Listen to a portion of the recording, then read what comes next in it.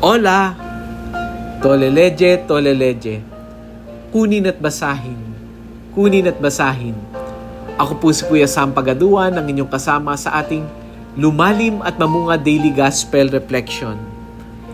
Ngayon ay September 6, 2025. Ang mabuting balita ng Panginoon ayon kay San Lucas, chapter 6, verse 1 to 5. Isang araw ng pamamahinga, naparaan sina Jesus sa triguhan. Ang kanyang mga alagad ay nangitil ng uhay at kanilang kinain ang mga butil matapos ligisin sa kanilang mga kamay. Bakit ninyo ginagawa sa araw ng pamamahinga ang ipinagbabawal ng kautusan? Tanong ng ilang Pariseyo. Sinagot sila ni Jesus, hindi ba ninyo nabasa ang ginawa ni David nang magutom siya at ang kanyang mga kasama? Pumasok siya sa bahay ng Panginoon, kumuha ng tinapay na handog sa Diyos at kumain ito. Binigyan pa niya ang kanyang mga kasama, bagamat ayon sa kautusan, ang mga saserdote lamang ang may karapatang kumain niyon. At sinabi pa niya sa kanila, ang araw ng pamamahinga ay nasa ilalim ng kapangyarihan ng anak ng tao. Ang mabuting balita ng Panginoon. Pinupuri ka namin, Panginoong Hesukristo. Happy Saturday po sa inyong lahat. Sa ating ebanghelyo ngayon, narinig natin na ang mga alagad ay pumitas ng butil ng trigo sa araw ng pamamahinga. Alam po ninyo, para sa mga Pariseyo, ito ay bawal dahil labag daw ito sa batas ng Sabat. Pero ano ang sagot ni Jesus sa kanila? Ang anak ng tao ang siyang Panginoon ng Sabat. Ang araw ng pamamahinga ay nasa ilalim ng kapangyarihan ng tao. Kung titingnan natin, hindi sinabi ni Jesus na baliwalain ang batas. Ang punto niya ay ito.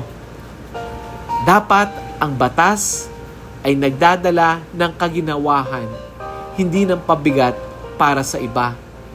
Hindi dapat mas nahihirapan tayo.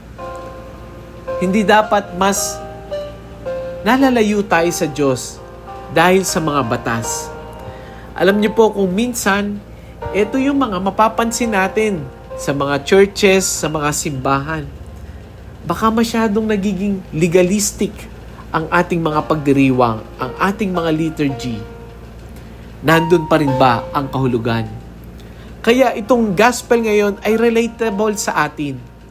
Ilang beses na ba tayong na-focus masyado sa rules o standard hanggang nakalimutan natin ang essence nito, hanggang nakalimutan natin ang kapakinabangan nito para sa tao.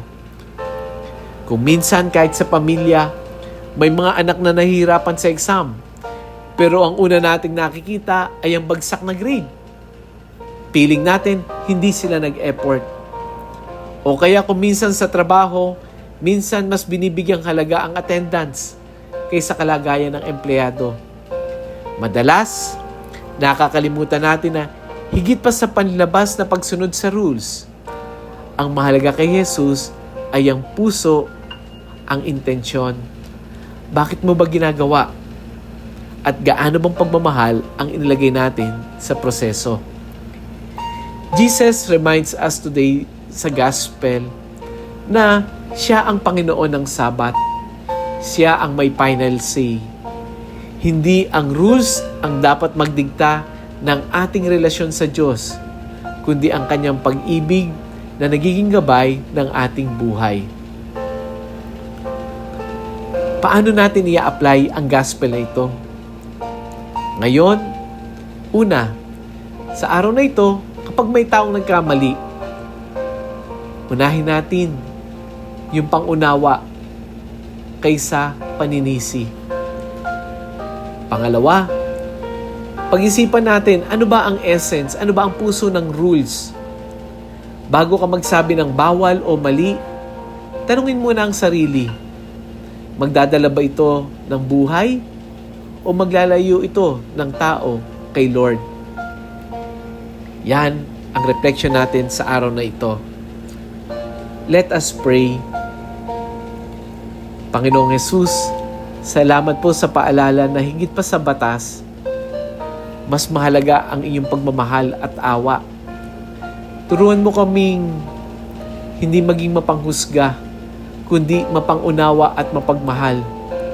Nawa, sa aming mga desisyon, Ikaw ang maging Panginoon namin. Ikaw ang maging Panginoon ng aming oras, ng aming pahinga, ng buong buhay namin. Amen. Mga kapatid, I'm sure na blessed po tayo ng audio gospel for today, kaya inaanyayahan ko kayong i-share natin ang audio gospel na ito sa ating mga kaibigan, kapamilya, mga ka-office mates, classmates, mga ka-group chat. Hayaan nating makarating ang salita ng Diyos sa mas marami pang puso. Buhay ang salita ng Diyos at baka ikaw mismo ang gamitin ng Diyos para maabot ang iba. Huwag din natin kalimutan i-follow ang ating mga social media account sa ating Facebook at YouTube, Kuya Sam Pagaduan, para sa mga iba pang mga reflections at content na makakatulong sa ating pananampalataya. Muli, ako po si Kuya Sam Pagaduan, lagi nag-aanyaya. Halina, tayo ay lumalim at mamunga. Lumalim sa pananampalataya at mamunga na mabuting gawa. God bless us all.